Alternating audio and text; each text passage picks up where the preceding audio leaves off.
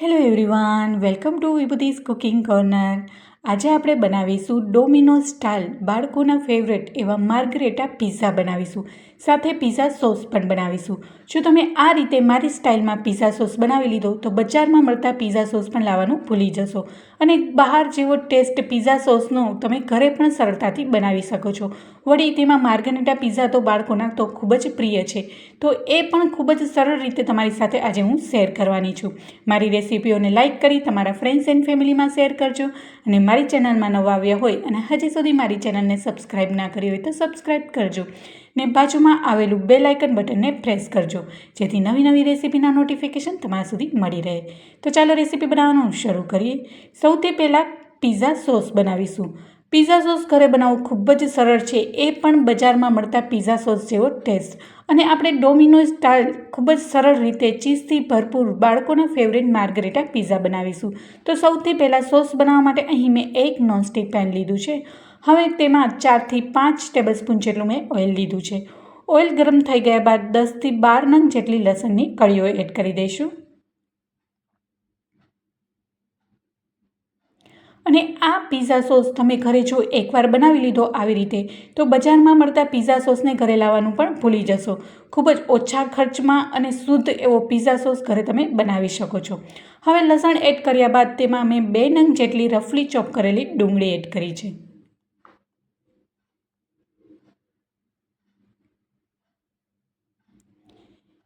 ત્યારબાદ આ પિઝા સોસને થોડો એવો સ્પાઇસી બનાવવા માટે મેં સ્પાઇસી 2 નંગ જેટલા સૂકા લાલ મરચાં લીધા છે. અહીં સૂકા લાલ મરચાંને બદલે તમે કાશ્મીરી લાલ સૂકા મરચાં પણ લઈ શકો છો, તેનાથી ખૂબ જ સરસ એવો કલર લાલ આવશે. હવે અહીંયા તીખાશ માટે મેં તીખા એવા સૂકા મરચાં લીધા છે. ત્યારબાદ 3 થી 4 નંગ જેટલા ટમેટાને સમારીને તેમાં એડ કરી દઈશું. ત્યારબાદ તેમાં સ્વાદ પ્રમાણે મીઠું નાખીશું. 1 ચમચી જેટલું કાશ્મીરી લાલ મરચું એડ કરીશું. કાશ્મીરી લાલ મરચું એડ કરવાથી આ પિઝા સોસ છે એકદમ લાલ બનીને તૈયાર થશે અને ખૂબ જ સરસ એવો કલર આવશે. હવે તેને ચમચાની મદદથી સારી રીતના મિક્સ કરી લઈશું. હવે અહીં અમે 1 ચમચી ઓરેગાનો, 1 ચમચી મિક્સ હર્બ એડ કર્યા છે. હવે તેને ચમચાની મદદથી સારી રીતના મિક્સ કરી લઈશું. હવે આ ટમેટાં જ્યાં સુધી સોફ્ટ થાય ત્યાં સુધી એને સારી રીતના કૂક કરી લઈશું.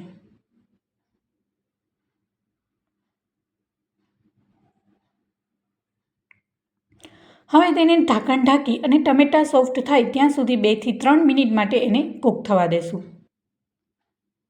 અને વચ્ચે વચ્ચે ચેક પણ કરતું રહેવાનું છે અને હલાવતા જવાનું છે. તો આવી રીતના ચમચાની મદદથી ટમેટાને આપણે મેશ કરી લઈશું અને સારી રીતના મિક્સ કરી લઈશું.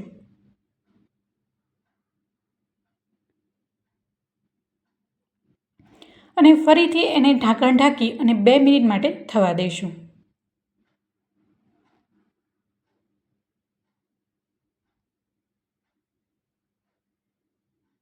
તો તમે જોઈ શકો છો ટમેટાં છે એ સારી રીતના સોફ્ટ થઈ ગયા છે અને ચમચાની મદદથી આવી રીતના આપણે એને મેશ કરી લઈશું.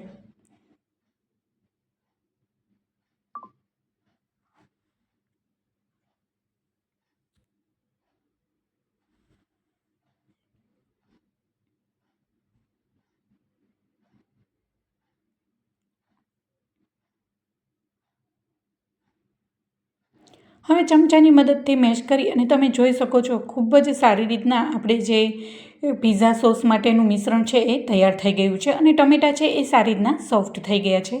હવે અહીં ગેસની ફ્લેમ બંધ કરી અને એને આપણે આ મિશ્રણને થોડીવાર માટે ઠંડુ થવા દઈશું. ત્યારબાદ એક મિક્સર જારમાં તેને પીસી લઈશું.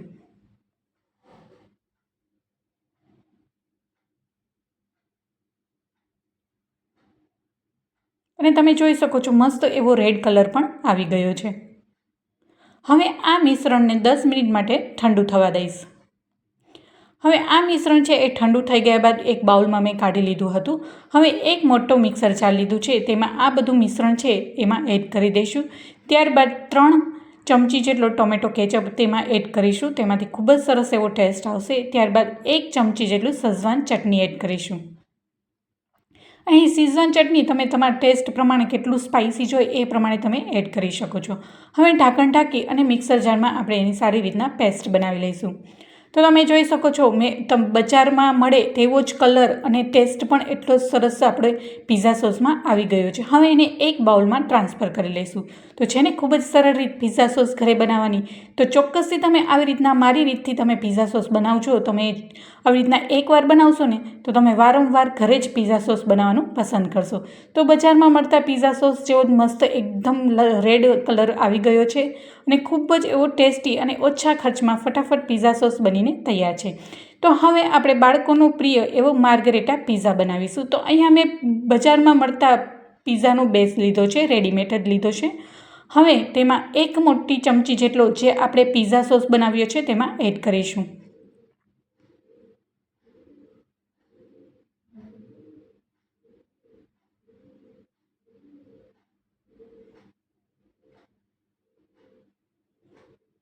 અને સારી રીતના ચારે સાઈડ આવી રીતના સ્પ્રેડ કરી લઈશું.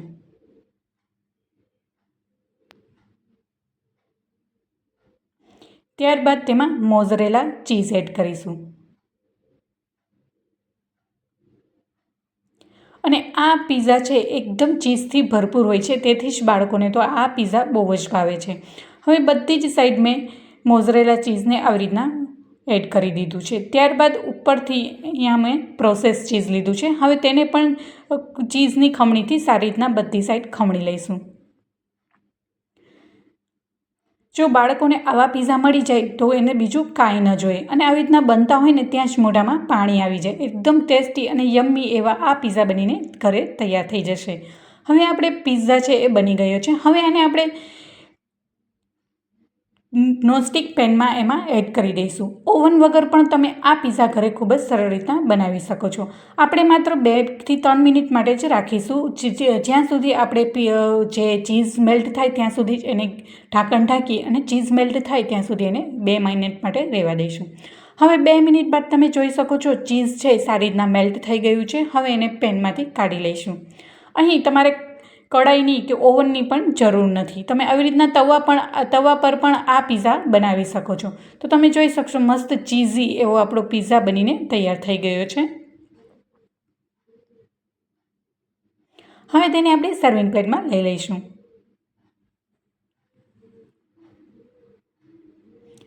હવે એને કટ કરી લઈશું પિઝા કટરની મદદથી. અહીં હું 8 ભાગમાં ડિવાઈડ કરી રહી છું જેથી બાળકોને ખાવામાં સરળ રહે.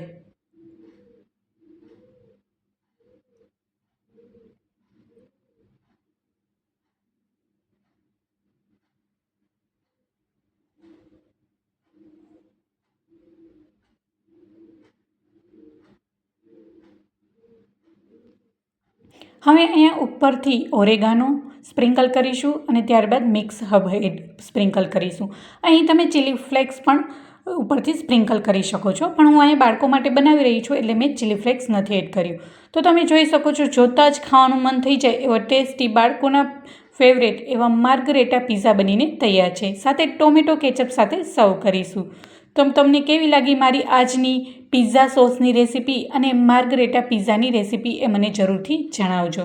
અને તમને એક ટુકડો તમને બતાવું તો તમે જોઈ શકો છો એકદમ ચીઝી અને એકદમ ટેસ્ટી અને યમ્મી એવો માર્ગરેટા પિઝા તમે એકદમ ટેસ્ટી આવી રીતના સરળતાથી ઘરે પણ બનાવી શકો છો. તો કેવી લાગી મારી આજની આ રેસીપી મને કોમેન્ટમાં જરૂરથી જણાવજો.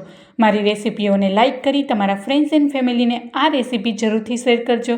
અને મારી ચેનલમાં નવા આવ્યા હોય અને હજી સુધી સબસ્ક્રાઈબ ના કરી હોય તો સબસ્ક્રાઈબ કરજો. અને બાજુમાં ઘંટડી દબાવવાનું ના ભૂલતા, જેથી નવી નવી રેસીપીના નોટિફિકેશન સૌથી પહેલાં તમારા સુધી મળી રહે. ફરી મળીશું એક નવી જ રેસીપી સાથે અને એક નવા જ સ્વાદ સાથે. ત્યાં સુધી આવજો and thank you for watching.